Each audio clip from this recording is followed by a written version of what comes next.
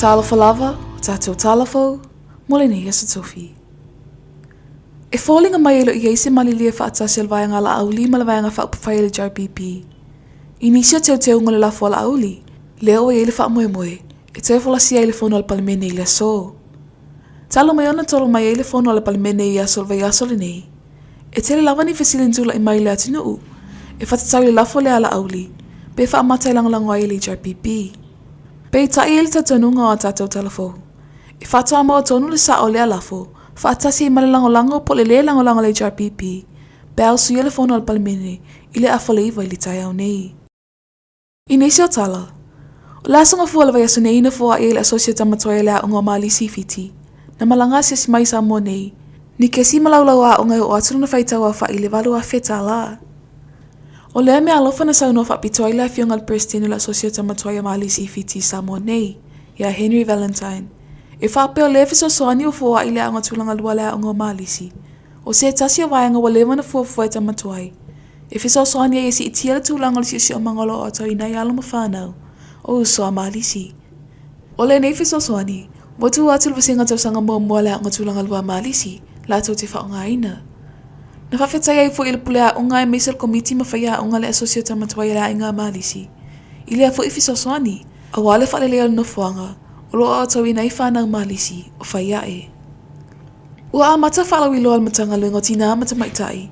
A tina anu umanga fiso tai. Ile aso ta maitai lalangi po International Women's Day. Laso valo manti tau sanga ta itasi e whamana tuai lava le tawa ta maitai. O lea vaenga ua a mata mea ile asosio whawhawhine Samoa. Lea le awhai isi whapapatunga te talo. Ile potofono al Maritime School i Munuu. Whaatasi mal whaatawa te ea tuisia mal whaama il HIV/AIDS. O te lo soifo mawai.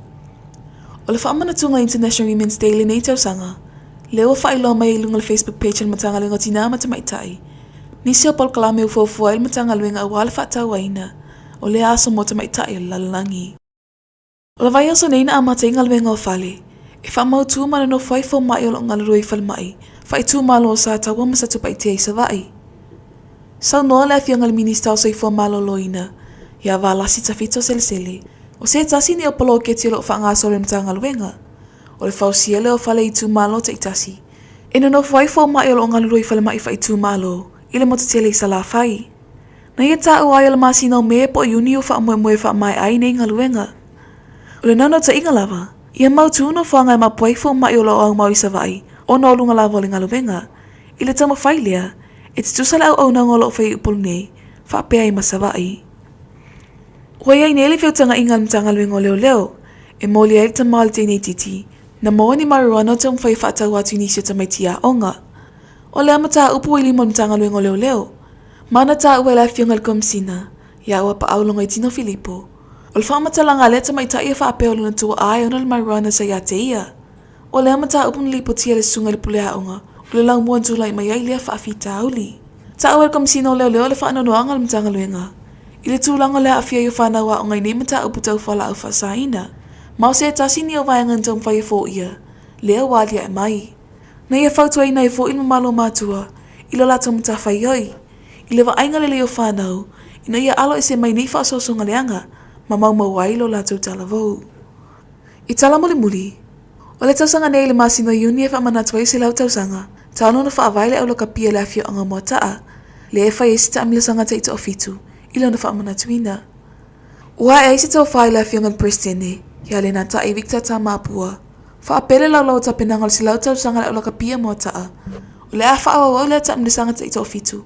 I tau sanga uma. Le e amata i tau sanga nei. I le whaamana tuingo si lau tau sanga le laka pia mo taa. I le masino iuni. Ta ue le suita ita i fono. Le sunga ia asi sanga nga watasi kewe tunu popo. O le whaamoy moe lava le ainga mo taa o whaiai le ta amnisanga. Ia tina e le ta alonga laka pia tono la tunuu. Mauna ia i vaenga i mo omia le whaaleleia. Ina ia si iti ai le tūlanga le lakapi i Samoa.